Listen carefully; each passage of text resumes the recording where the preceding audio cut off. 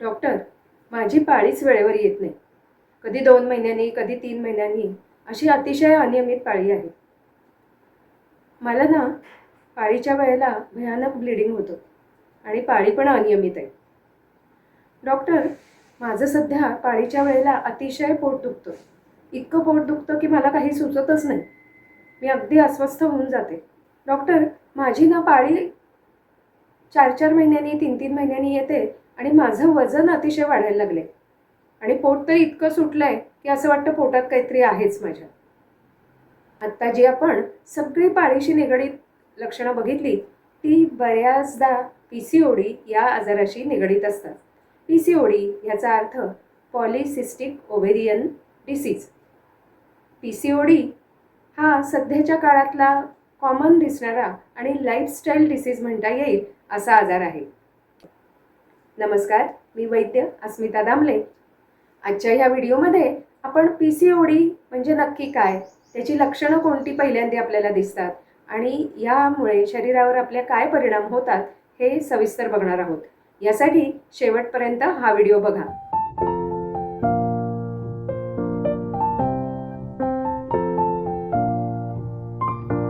वास्तविकतः PCOD आणि PCOS हे दोन्हीही हार्मोनल इम्बॅलन्समुळे निर्माण होणारे आजार. PCOS ह्या आजारामध्ये हार्मोनल इम्बॅलन्स बरोबर एंडोक्राईन ग्लँड्स म्हणजेच अंतस्रावी ग्रंथी आणि आपल्या चयापचय प्रक्रियेमध्ये बिघाड झालेला असतो. आयुर्वेदानुसार आर्तव हा रसधातूचा उपधातू आहे आणि स्त्री प्रजनन संस्था ही अपानवायूचं क्षेत्र येतं. यामुळे चिकित्सा करत असताना अपानवायूची दृष्टी आणि रसधातूची दृष्टी याचा विचार केला जातो. नॉर्मल प्रक्रियेमध्ये प्रत्येक महिन्याला बीजांडातून एक पूर्ण तयार स्त्रीबीज येते. PCODमध्ये हे स्त्रीबीज इममॅच्युअर असे सिस्ट म्हणजेच गाठीच्या स्वरूपात अंडाशयातच राहते आणि अशा सिस्टमुळे वेगवेगळी लक्षणं निर्माण होतात. यातलं सगळ्यात महत्त्वाचं लक्षण म्हणजे अनियमित असणारी पाळी. पाळी येते त्यावेळेला पोटामध्ये, ओटीपोटामध्ये प्रचंड वेदना असतात. स्त्रावही अनियमित असतो, पण बरेचदा हा स्त्राव जास्त प्रमाणात होतो. चेहऱ्यावर मोठे मोठे गाठीयुक्त असे पिंपल्स येतात. चेहऱ्यावर विशेषतः हनवटीवर, ओठांवर जास्त प्रमाणात केस येतात. त्वचा, विशेषतः चेहऱ्याची त्वचा अतिशय तेलकट अशी दिसते. गळ्याजवळ काखेमधली त्वचा ही काळपट, काळसर अशी दिसायला लागते. वजन अतिशय वेगाने वाढायला लागतं. विशेषतः पोटावरची, ओटीपोटावरची चरबी जास्त प्रमाणात वाढताना दिसते. केस खूप गळतात आणि अतिशय पातळ, थिन असे व्हायला लागतात. केस गळण्याचा पॅटर्न हा पुरुषांच्या टक्कल पडण्याप्रमाणे दिसतो.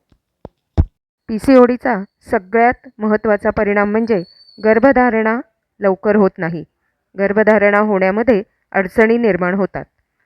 मेटाबॉलिक इश्यूमुळे डायजेशन म्हणजेच पचन व्यवस्थित न झाल्यामुळे ब्लॉटिंग, पोट फुगल्यासारखं वाटणं असं लक्षण सतत दिसतं.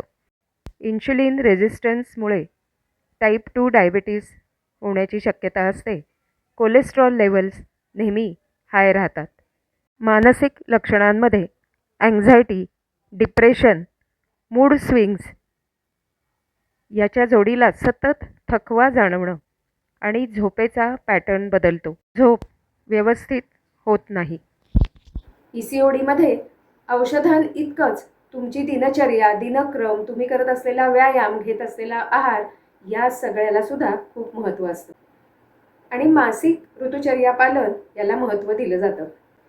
लाईफस्टाईल मॉडिफिकेशन म्हणजेच तुमचा रोजचा आहार कसा असला पाहिजे, तुम्ही रोज कोणत्या प्रकारचा व्यायाम केला पाहिजे, बाहेर जात असताना कोणत्या गोष्टींची काळजी घेतली पाहिजे, या सगळ्या गोष्टींचा विचार करून त्याची आखणी केली जाते.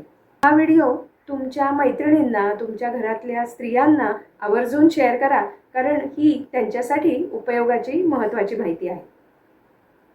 अशा वेगवेगळ्या विषयांवरच्या माहितीपूर्ण व्हिडिओसाठी मनोधारा चॅनलला सबस्क्राईब करा, लाईक करा आणि सर्वांना शेअर करा. धन्यवाद.